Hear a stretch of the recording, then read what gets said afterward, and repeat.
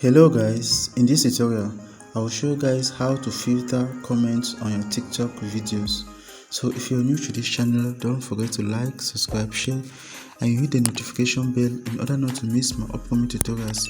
Without wasting much of your time, let's get started. So the first thing you need to do is that you need to log into your TikTok account. Once you get there, you simply click on these three dots up here. After which you click on what? Setting and privacy.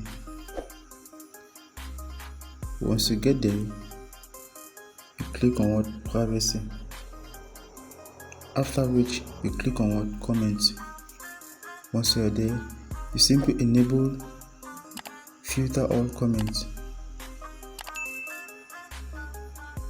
So guys, you have actually filter all your comments on your TikTok video. That is, if somebody comment on your TikTok video and you don't like the comment, you can easily remove the comment without it appearing on your video. So each time somebody comment on your video, you need to approve the comment before your TikTok viewers or your TikTok followers see the comment. Thank you guys for watching. Peace.